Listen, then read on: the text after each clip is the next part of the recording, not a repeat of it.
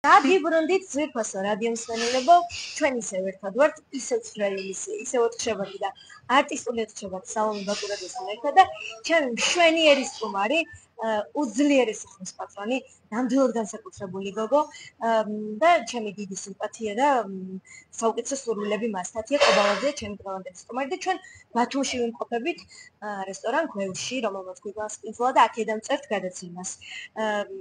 და ყველანაირად ვცდილობთ, რომ რაღაცა არ მოგაკლოთ ის სიახლეები, რომელიც შეეხება ზოგადად ქართულ სიმღერას და ის ლამაზ-ლამაზი და კარგი და ნიჭიერი სტუმრები, რომლებიც მრავლად ყავს და ყოველთვის სიამოვნებით სტუმრობენ ხოლმე ჩვენ. თათია, მოვადექით მე მგონი ახლა იმ დროს, როდესაც მე მინდა რომ შენს ახალ ნამუშევარზე ვისაუბრე. შენი პირველი ოფიციალური ვიდეოა? პირველი არ არის, თუმცა ესეთი მნიშვნელოვანი არც ერთი არის. ეს არის პირველი ყველაზე მნიშვნელოვანი ვიდეო რგოლი, რომელიც საოცარ სიმღერაზე გადავიდა. ნამდვილად ასე, იმიტომ რომ ეს სიმღერა ჯერ კიდე რაღაც ჩონჩხის ვარიანტშიც მოვისმინე და მე უკვე დასრულებულ ვერსიაზე გულმა არ გამიძლო კი არა, რატომ უნდა გაეძლო გულს, რომ ყოველთვის ვცდილობ, რომ ის ემოცია, რომელიც მე იმ დროს შევიგრძენი, ეს იქნება უბრალოდ ლამაზი ადამიანი, ვცდილობ ვუთხრა, რომ ლამაზია. იქნება ნიჭიერი, ყოველთვის ვცდილობ, რომ ვუთხრა, რომ ნიჭიერია. თუ ცუდად იქცევა, რაღაცნაირად მივახვედრო, რომ იქნებ უკეთ მოიქცეს. ამიტომ რაღაცა ყველანაირ დიპლომატიას ვუხმობ ხოლმე ამ დროს და ამიტომ ძალიან მიხარია, რომ არ დავფარები ის ემოციები, რომლებიც შენ გაგიზიარე და შემდეგ მოხდა ჩვენი რაღაც ურთიერთობის გაბმა იქამდე, რომ დღეს შენ ჩემი სტუმარი ხარ. ამისთვის კიდევ ერთხელ ძალიან დიდი მადლობა. მითხარი რითი დაიწყო ეს სიმღერა? შენ და მაიკო თანაქალაქელები ხართ, ჩემი ძვირფასი მაიკო, ჩემი ნიჭიერესი მაიკო, მოკითხვა და სიყვარულები და წარმატებები მას იმ საქმეში, რომელსაც სექტემბრიდან იწყებს უმაგრეს სტუდიას აკეთებს ალბათ. დარწმუნებული ვარ ძალიან მაგარ ბავშვებს ახსოვს. ზუსტად ვიცი და თანაც ბევრი კითხვა რომ შემოგდის ხოლმე, რომ ვის მიუყვანო ბავშვი, ეს კითხვაც აღარ დაისმევა, პირდაპირ გეცოდინებათ, ვის უნდა მიუყვანოთ ბავშვი. და როგორ მოხდა მაიკოს იცნობდი ბუნებრივია. შენ მოგინდა რომ დაუშვათ მაიკოს ემუშავა შენ სიმღერაზე, თუ რაღაცა ერთად იყავით და უშოთ და წამოვიდა იდეები, თუ უბრალოდ გინდოდა ახალი სიმღერა და თემატიკა ჯერ არ იყო ცნობილი დაუშვათ ამ სიმღერის. თუ როგორ მოხდა? ძალიან დიდი ხნის წინ მოხდა ჩვენი პირველი ესე რომ ვთქვათ გაცნობა. ეს იყო უკრაინის X-Factor-ის შემდეგ, მაიკომაც ვერ დამალვა ემოციები და მაშინ მომწერა რომ შენ ხარ საოცარი გოგო და ძალიან თბილი მესიჯი იყო და საოცრად გამიხარდა რომ მაიკო ვიცოდი ხო მაიკო კაჭკაჭიშვილი ვინ არის და ეს იყო არ ვიცი ძალიან გამიხარდა მაშინ და მაქედან იყო მოყოლებული მაიკოს ბევრი სიმღერა მქონდა. უი რა კარგია. თუმცა ძალიან მაგარი გოგოა მაიკო და თუმცა აი ამ შემთხვევაში ჩემი იდეაც იყო რომ აი ამ თემაზე აუცილებლად სიმღერა. თემატიკა უკვე შენ არჩია და უთხარი მაიკოს თხოვე რომ ამ თემატიკის სიმღერა დაიწერა და მაიკომ აი მელი გული ჩადო.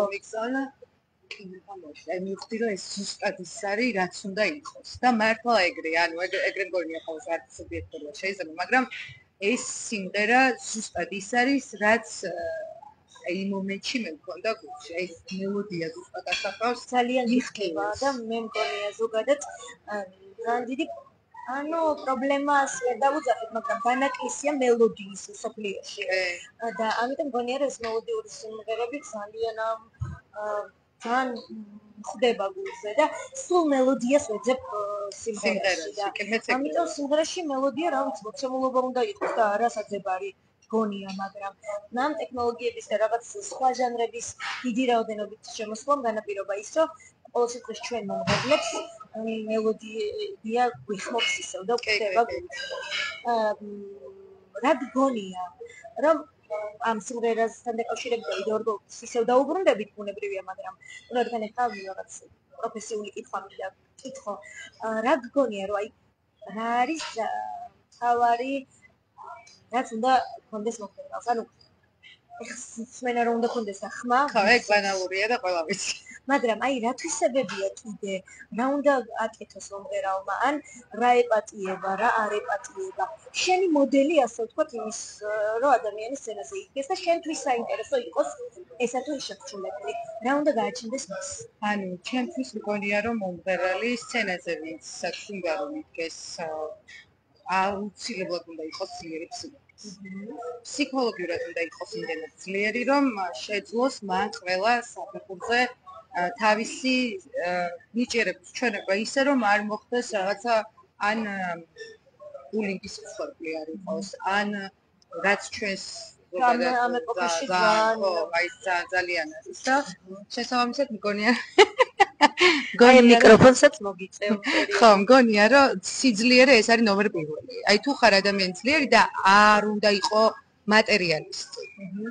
ანუ ხელოვანი ადამიანი ცოტა ხელოვნებაში უნდა ტრიალებდეს და არა დაუშვათ. ხო, არა მარტო ფინანსებს, ანუ არ უნდა უყურებდეს რამდენ ლარიანი კაბა ან რაღაცა. ბუნებრივი, ამაზე არ არის საუბარი, მაგრამ ფინანსები რომ სჭირდება სიმღერას, აი ამ დროს რა ვშვებით, როგორ ვეძიებით, საიდან მოგვაქვს, ვინ მყავს პატრონი?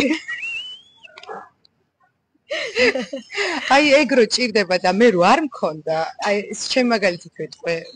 მივდიოდი, თუნდაც $10, თუნდაც $20 არ აქვს მნიშვნელობა. მივდიოდი, ვიყავი შეიძლება ნახევრად მშიერი, მაგრამ ჩემი მიზნისკენ მაინც მივდიოდი. აი მიზნისკენ, რაც დღეს უკვე გავაკეთე, აქამდე მიმიყვანა ჩემმა ბრძოლამ. ის რომ მე ვიბრძოლე კონკურსებში იქ და შენმა მიზანსწრაფულობამ. ამდენი კონკურსის შემდეგ უკვე ჰონორარიც და ანაზღაურებაც უკვე შენი იმდენია, რომ შენ შეძლო უკვე საკუთარი სიმღერის ჩაწერა, შეძლო ვიდეორგოლის გადაღება, შეიძლება ვერ შეძლო და თავზე არ გადაიყარო და ვერ გადაიყარო, თუმცა ამას თუ ნამდვილად გინდა და მართლა შეიძლება. თუმცა იმ ქვეყნებში დავუშვათ, სადაც შენ იყავი, იმ პროექტების კუთხით, ნუ ალბათ სხვა მოდელი არსებობს შოუ ბიზნესის. მგონია რომ იქ ადამიანები თვითონ არ აკეთებენ ამ ყველაფერს. ამიტომ როგორ გგონია ჩვენთან რატოა ეს მისაღები რომ ჩვენ მოვიძიოთ ფინანსებიც ჩვენ სპონსორებიც და ყველაფერი რა არ არის ეს ინდუსტრია რო არა გვაქვს აწყობილი გასაგებია მაგრამ ჩვენ არ ვითხოვთ სათანადოდ მომღერლები არ ვაწუხებთ კერძო ბიზნესს იქნება თუ ამათ თუ უბრალოდ დაინტერესება არ არის მათ მხრიდან და ვერ ხედავენ ამას ბიზნესად ვერ აღიქვავენ ხო ანუ როგორ ფიქრობ ჩვენი მგონია რომ მომღერლების ბრალიც არის რაღაც კუთხით იმიტომ რომ ბიზნესმენები ვერ აღიქვავენ ამას აი ფული ჩავდე და როგორ ამოღიყო აი ვერ ხედავენ წისვლას არა და ამ დროს ყველაზე დიდი შემოსავალი შეიძლება აქედან იყოს თუმცა მე მგონია რომ ამას მომღერალი კი არა მენეჯერი ან ასე ვთქვათ შენი ხო კი მენეჯერი ალბათ უფრო პრომოუტერი არ ვიცი უნდა აკეთებდეს დაინტერესებას იმიტომ რომ მომღერალი ვერ დაუჯდები და ვერ ეტყვი რომ მე რო ამ სიმღერას ჩავწერ და ამ ემოციას ჩავდებ მე შენ რო ამდენს მომცემ მე ამდენს დაგიბრუნებ ეს არ არის მომღერლის გასაკეთებელი და მაინც ხედავ რომ აი ეს ჯაჭვი არ არის რგოლი არ არის შეკრული რაც ქმნის იმ ინდუსტრიას, რასაც შოუ ბიზნესი ქვია და ცალკეულად ამას ახერხებენ მომღერლები, მე გყავს კოლეგა მეგობრები, რომლებიც თავის რეალიზებას ამ კუთხით აკეთებენ, მაგრამ ეს დამატებითი ნიჭია მომღერლის და არევალება მომღერალს. აი მე ამას ჩემ თავში ეს ნიჭი ჯერჯერობით ვერ ვიპოვე, რომ ვიღაცა დავაინტერესო, ჩემი მეუღლის გარდა. ანუ ეგ ორივე ეგ თემა გვაქვს რომ მეუღლებს დავაინტერესებთ ხოლმე მაგრამ მეც მქონია შემთხვევა რომ ესე მივსულა დავსწარ ვარ და მithქვია რომ აი ხა მჭირდება ყაზახეთის ფინალზე მივფრინავ და მჭირდება რომ ბილეთი შემიძინოთ თქვენ თუ მე ბილეთი შემიძენთ მე შემიძლია შემოგთავაზოთ ის რომ აი ინტერვიუში ყაზახეთის რომ რაღაც ტელევიზიაში კი დავასახელო რომ თქვენ ხართ ერთ-ერთი სპონსორი და წარმომადგენელი იმის რომ დღეს მე მათ სცენაზე ვდგევარ და უმღერი ფინალში და დამთახურებული ყოფილა ესე იგი მართლა ჩვენი სამუშაოა თათია იმიტომ რომ არ არიან ადამიანები ვინც ინფორმირებულიც არ არიან რა შეიძლება როგორ შეიძლება დაუშვით შენი ხო გამოიყენონ თავიანთი რეკლამისთვის შენი პიროვნება ხო არა და სხვა გზა არ გაქვს მომღერალს როცა საშუალება არ გაქვს არ გაქვს სხვა გზა და ყოველთვის გჭირდება რომ რაღაც გზას მიმართო, ანუ უნდა მიმართო სპონსორს ბიზნეს სექტორში ან სახელმწიფოს მიმართო, ყოფილა შემთხვევები რომ სახელმწიფოს მიმართე და დაუფინანსებიათ, ყოფილა შემთხვევა რომ კერძო სექტორისთვის ხო, ანუ სხვა გამოსავალი არ არის ფიზიკურად ჩვენს ქვეყანაში და თან მგონია რომ საქართველოში კი ვარ პატარა ქვეყანაა, მაგრამ ძალიან ბევრი მომღერალია. და აი ზენიჭიერიერი ვართ. ნამდვილად ასეა. და იმდენად ბევრი მომღერალია რომ მაგდენი მენეჯერი არ გყავს, რომ რაღაცა ინფორმირებული არ არის მე მგონი ეს ხალხი. იმიტომ რომ ნამდვილად თუ ამ კუთხით განვითარდებიან თვითონაც და საქმედ გაიხდიან, ჩვენ ყოველთვის მზად ვართ მათთან თანამშრომლობით და მგონია რომ მათი ფინანსური ინტერესიც გაჩნდება აქ და ჩვენთვის ეს იქნება საქმეც, ჰობიც და შემოსავალიც. და საყვარელი საქმიანობა. ხარულო ამბავი იქნება. აი ყაზახეთში მაგალითად ყავდა მენეჯერი, რომელიც საათობრივად ესე ეწერა გრაფიკი, რომელ საათზე მომაკითხავდა სასტუმროში. მიმზადებდა ყავას, იყო ერთ ამბავში, ანუ ყველაფერს ჩემს ნაცვლად აკეთებდა, ერთადერთი მევალებოდა რომ სცენაზე გავსულიყავი და მემღერა. აი კულისებში სცენაზე გასვლამდეც კი იქ იდგა. და ბევრჯერ ჩაძინებია კიდეც, ანუ მგონია რომ ესეთი ადამიანები გჭირდება მომღერლებს ჩვენ, ანუ ყველას გჭირდება რა საქართველოშიც და ეს ჩემთვის ცოტა გასაკვირი იყო, იმიტომ რომ შეუჩვეველი რო ხარ, შენ თვითონ რო აკეთებ ყველაფერს და კოთკოთებ და თან ქართული სისხლი და გენდე დაჯექიმევნება მე გავაკეთებ, არა მე გავაკეთებ. არა. ანუ მგონია რომ ხო, ეს ძალიან კაი იქნება თუ ამ კუთხით დაინტერესდებიან და განვითარდებიან და მე ხშირად ვლაპარაკობ ჩემს სტუმრებთან ერთად ამაზე, რომ რაღაცა შეიძლება უბრალოდ მათ არც უფიქრიათ, იმიტომ კიდე ერთხელ განმეორდები, რომ ინფორმაციას არ ფლობენ უბრალოდ და ეს მიმართულება განსავითარებელია და ვფიქრობ, რომ რაღაციდან უნდა დაიწყოს. მარტო ერთეული პროდიუსერები მახსენდება და ამიტომ მგონია, რომ აქვს პოტენციალი რომ განვითარდეს ეს სფერო. ჩვენი მზაობა მომღერლების ყოველთვის არის. თათია, ვიდეო რგოლზეც მითხარი, ახლა სიმღერაზე ვთქვით, მაიკოს ნამუშევარზე, ვიდეო რგოლზეც მითხარი და შემდეგ ისიც მითხარი, აი ახლა ამ წამს გარდა ვიდეოსი და სიმღერისა, რომელიც ახლა გამოუშვი. რა შემოთავაზებები აქვს თათია კობალაძეს და რას აკეთებს გარდა მისი არაჩვეულებრივი ოჯახისა და ალბათ საქმეს ოჯახში რა გამოლევს.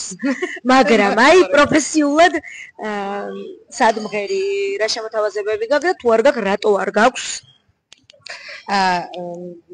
ვიდეო რგოლს რაც შეეხება არის საოცარ სიმღერაზე თქვა აღნიშნე და ეს სიმღერა მაიკო კაჭკაჭაშვილს აი ძალიან დიდი მადლობა მთელი ცხოვრება მადლიერად ვიცემთ რომ საოცარ სიმღერა დაწერა ბიბი კვაჭაძემ ტექსტი დაწერა რომელიც არის საოცრება დიდი მოკითხვა ზაზა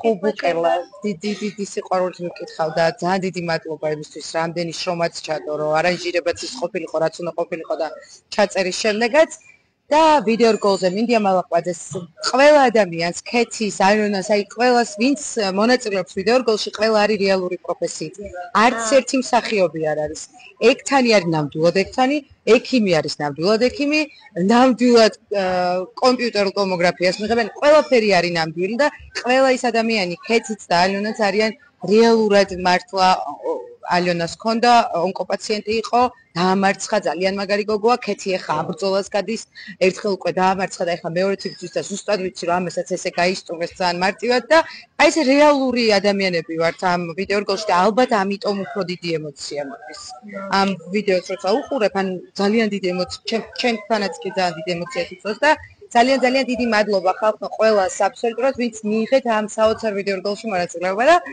რაც შეეხება შემოთავაზებებს არ მაქვს. ელველოდებით. არ მაქვს. ხო, ველოდებით. კონკურსებზე მაქვს და ცოტა პაუზა მაქვს აღებული, იმიტომ რომ არ შეიძლება. ვარ გაგაშავეს კონკურსებში ყველგან იგებსო და როგორც აღარ მივიღებთ. კონკურსებში არის შემოთავაზებები, მაგრამ ამ მომენტისთვის რაღაც ჯერჯერობით თავს ვიკავ. ისვენებ მოკლედ და გინდა რომ რაღაცა შენს ქვეყანაში განვითარდე და რაც დააგროვე გინდა რომ მეც ვერ გავცლობ მე რა აი ეს ადრენალინი გენატრება. რაღაცა ვაწვევი არის შიგნიდან და სადღაც უნდა გავიდე სცენაზე და ვიმღეროდი სცენაზე და ეს დიდი სცენა სადღაც სხვა ქვეყანაშია. ესე ხდება, მაგრამ იმედია საქართველოსაც იქნება. ყველგან ძალიან დიდი წარმატება მინდა გისურვო, სადაც არ უნდა წახვიდე. თუმცა პირველ რიგში მინდა რომ შენს ქვეყანაში გრძნობდე თავს, ისე როგორც შენ წარმოგიდგენია რომ უნდა იყო. იქ იყო, სადაც შენი ადგილია. იქ მიხვიდე, სადაც მიდიხარ და როგორც გეგმავ მოკლედ ყველაფერს. ძალიან დიდი მადლობა მინდა გითხრა სტუმრობისთვის. მე ყველაფერი მაინტერესებდა. ამიტომ გამოვიდა რომ დღევანდელი ინტერვიუ კი არა, რაღაცა ჭორაობას გავდა ეს ყველაფერი, იმიტომ რომ ბევრ თემასთან დაკავშირებით საინტერესო იყო შენი აზრი. წარმატებები მინდა კიდე გისურვო. უდიდესი მადლობა რომ ჩემი სტუმარი იყავი და ასევე მინდა რომ დავუტოვო ჩვენს რადიო მსმენელებს ის სიმღერა, რომელზეც ამდენი ვისაუბრეთ და რომელიც მგონია რომ ძალიან დიდ ემოციას გამოიწვევს მასშიც. და ძალიან დიდი წარმატება ელოდება ამ ვიდეორგოლს და სიმღერას. ზუსტად ვიცი, უბრალოდ ჯერ არ ვახმაურებ, რას გეგმავ ამ ხრივ. თუმცა იმედი მაქვს რომ ზუსტად ის იქნება, რასაც ველოდები და მე პირველ შენ გეტყვი. გელოდები. გებინებ და ძალიან დიდი მადლობა რომ მომისვე და ჩემთან ესეთი საყვარელი ინტერვიუ ჩაწერეთ. უღრმესი მადლობა რადიო მსმენელებო. ჩვენი დრო მე მგონია მოიწურა კი არა ყველაფერს გასცა, თუმცა იმედია რომ ჩვენთან ერთად თქვენს ძალიან საინტერესოდ გაატარეთ დღევანდელი 4 შაბათი. გემშვიდობებით.